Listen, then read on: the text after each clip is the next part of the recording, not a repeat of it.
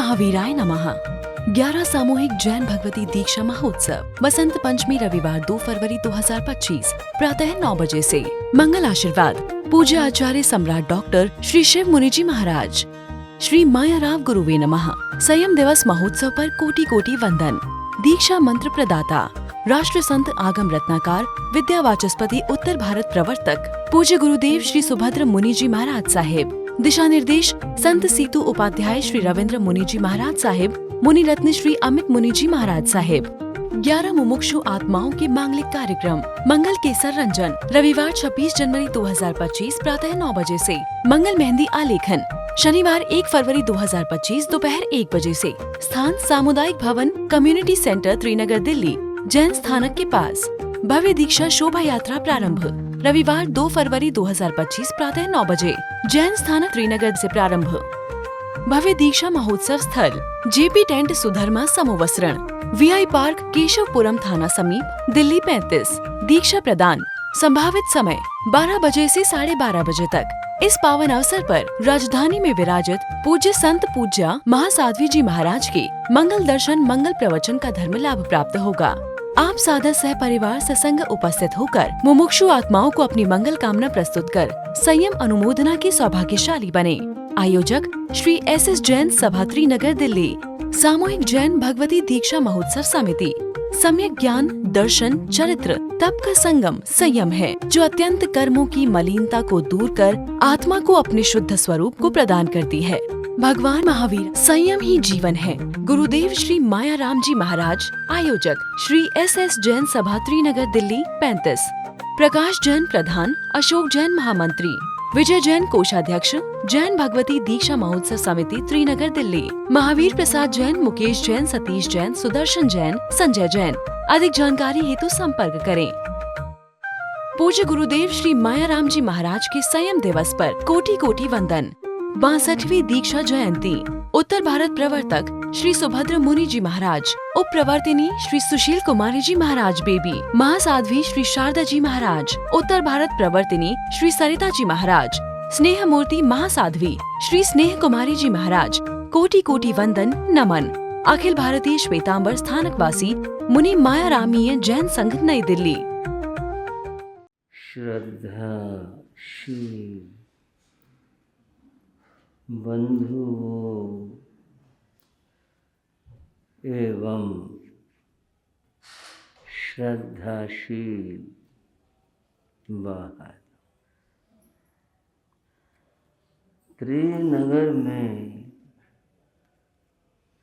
जैन भागवती दीक्षाओं का मंगल प्रसंग चल रहा। एक बार मैंने देखा स्कूल के बच्चों की छुट्टी,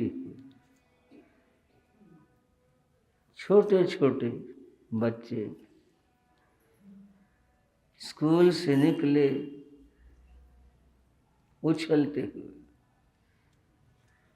और कुछ बच्चे चिल्ला रहे छुट्टी होगी छुट्टी छुट्टी, बड़े खुश थे। मैंने कहा देखो बच्चों का अपना आनंद है, अपनी खुशी। हर व्यक्ति की अपनी खुशी, अपना आनंद होता। जिस दिन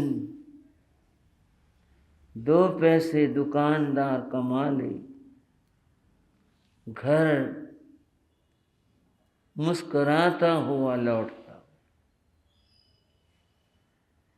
सभी की ये बात अपने अपने क्षेत्र में सब अपनी अपनी तरह से आनंद मनाते। आजकल त्रिनगर में भाई बहनों के मन में एक विशेष आनंद का भाव है। सब मन खुशी से भरे हैं और वो आनंद है दीक्षा, सबके मन प्रसन्न चित्त, सब दीक्षा संबंधी कार्यों से जुड़ना चाहते हैं, जुड़ रहे हैं, खुशी से और आनंद से जुड़ रहे। बंधुओं, दीक्षा की यह पावन बेला एक ऐसा चुनाव और एक ऐसा भाव है जो अद्भुत है। 11 मुमुक्षुओं ने, मुमुक्षु आत्माओं ने अपने लिए एक मार्ग चुना। उस मार्ग पर बढ़ने के लिए ये सब तत्पर है।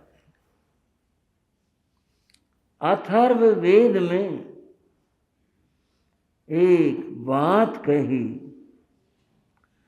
गातुम वित्वा गातुम मित। पहले मार्ग को जान लो और फिर पूरी शक्ति के साथ बढ़ चलो, आप लक्ष्य के ऊपर पहुंच जाएंगे। अथर्ववेद में 2 बात इस मंत्र में कही। पहले मार्ग को जान लो, ये रास्ता कहाँ जाएगा, जो हमारा लक्ष्य वहां पहुंचेगा या नहीं पहुंचेगा। पहले मार्ग को जान, गातुम वित्वा, पहले मार्ग को जानो, गातुमित, और फिर जब तुम्हें रास्ते का पता लग गया, चल गया, पूरे बल के साथ आगे बढ़ो। तुम्हारा जो लक्ष्य है तुम्हें प्राप्त हो। बंधुओं, हम ऐसा ही देख रहे हैं। उम्र में तो कईयों को लगता होगा छोटे बच्चे हैं, वैसे छोटे भी नहीं है, तो मैं बात कह रहा हूं। और संयम के महामार्ग पर बढ़ने के लिए तत्पर हैं। बंधुओं, जब आँख खुल जाए तभी सवेरा होता, और जब तक नींद है सोए पड़े हैं। दोपहर क्यों ना हो जाए तब तक रात ही रहती। 2 दोस्त बात कर रहे थे। एक बोला मेरी तो भाई बहुत ही आदत खराब है, मैं तो सुबह देर से उठता हूँ। दूसरे ने पूछा कितने बजे उठते हो? बोले 8 बज जाते हैं उठते उठते। और मैं आपसे पूछ लूँ तो नहीं, आप तो सियाने सरा हो, आप तो सुबह उठने वाले हो, सुबह उठकर भगवान का नाम लेने वाले हैं, सुबह उठकर परमात्मा का सुमरण करते हैं। पर वो तो 2 दोस्तों की बात। बोले मैं तो उठते उठते 8 बज जाते हैं। और तुम कितने बजे उठते? उसने पूछा। बोले वह मुझे तो और भी देर हो जाती है। कब? बोले समय का तो पता नहीं, मेरे कमरे में जब धूप आ जाती है ना, मैं तो तब उठता हूँ। बोले बहुत जल्दी उठते हो भाई, धूप आती तो सुबह ही। बोले नहीं, मेरे कमरे का दरवाजा पश्चिम की ओर है। हाँ भाई, धूप कितने बजे आएगी? 2 बजे आएगी जाकर के। बोले मेरे कमरे का दरवाजा पश्चिम की ओर है, तो धूप आते जब उठता हूँ। जब तू जागे तभी सवेरा। उम्र की वय जिसे कहते हैं, आयु जिसे कहते हैं, उसका कोई प्रश्न नहीं। कितने लोग उम्र के उस भाग में पहुंच जाते हैं कि जिसको किनारा कहते हैं वहाँ पहुँच जाते हैं, तब भी आंखें नहीं खुलती, जागृति नहीं आती। कुछ लोग उससे पहले उठ जाते हैं और उनको हम धन्य कहेंगे कि जो उम्र के उस प्रथम भाग में उसमें जाग जाते हैं और फिर जाग करके मंजिल को, रास्ते को जानकर उसके ऊपर बढ़ जाते हैं। उनके लिए तो जितना धन्य कहें, जितने आशीषें दें, बार बार कहें धन्य उन्हें जो जाग गए हैं, उठ गए हैं, लक्ष्य की ओर बढ़ रहे हैं। बंधुओं, वह जो लक्ष्य है वो साधु जीवन है। साधु जीवन साधना का जीवन है। साधु का अर्थ ही होता है साधनोति परम कार्यम। जो परम कार्य की साधना करे वो साधु। और परम कार्य क्या? कार्य तो संसार में बहुत हैं, परम कार्य एक ही है और वह है मुक्ति की साधना। मुक्ति की साधना परम कार्य है। जो परम कार्य की साधना करे वो साधु है। परम कार्य की साधना न करके कुछ और करता रहे, फिर वहाँ साधुता कहाँ होती।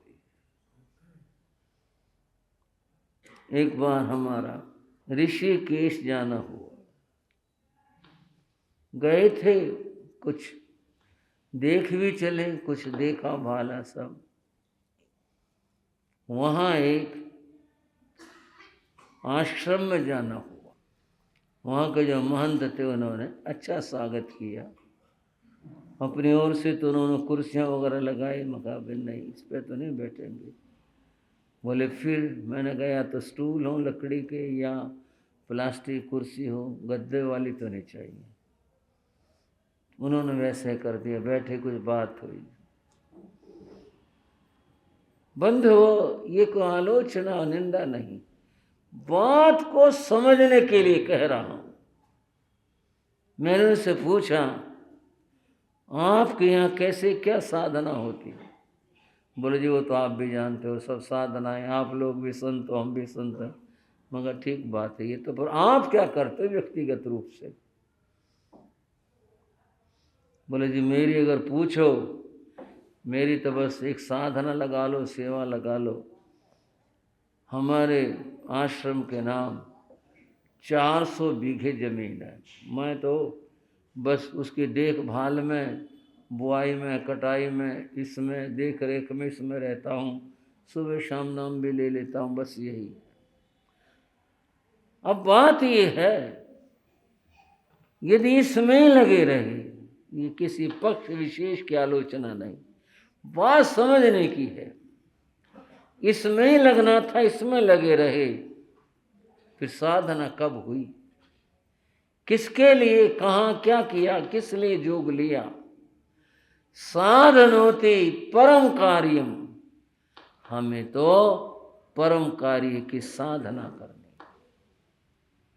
और बंधुओं, वह परम कार्य की साधना कैसे होती है? साधु के जीवन में परम कार्य की साधना कैसे संभव है? यह भगवान महावीर ने अपनी देशना में स्वयं बताया। और क्या बताया, क्या फरमाया? भगवान ने अष्ट प्रवचन माता का उपदेश दिया। बात समझना भगवान की देशना की, वाणी की, और क्या अद्भुत बात कही और क्या बात बताई है। अष्ट प्रवचन माता साधना है, व्रत आदि साधना है। ये सारे इस अष्ट प्रवचन माता में आते हैं। सब कुछ इसमें। जिसने अष्ट प्रवचन माता, अष्ट मैंने 8 और प्रवचन भगवान की वाणी, माता का अर्थ कल मैंने बताया था। तो जो 8 प्रवचन माताओं का की शरण में रहता है, उसकी छाया में रहता है, इन नियमों की परिपालना करता है, वह सच्चा साधु होता है। बात कुछ मैंने ऐसी कह दी। सच्चा साधु जिसे यथार्थ में साधना करने वाला कहे। आपके मन में उत्सुकता जगी होगी, तो क्या चीज है वो अष्ट प्रवचन माता? क्या होता, उसमें क्या बताया? भगवान ने फरमाया, ईरिया भाषे क्षणा दाणे उच्चारे समय ईया। भगवान ने कहा, मण गुत्ती, वय गुत्ती, काय गुत्ती, ये 8वां, ये 8 है। क्या क्या है? ईरिया समिति। पहले तो एक बात और समझोगे, ये अष्ट प्रवचन माता 2 भागों में है। क्या है? इसमें 5 नियम, 5 बातें समिति कहलाती। समिति का अर्थ है जिसका सम्यक प्रकार से पालन किया जाए, सही तरीके से पालन हो, सम्यक प्रकार से पालन हो, वह है समिति। 3 प्रवचन माता, 3 बातें हैं, उनका नाम गुप्ती है।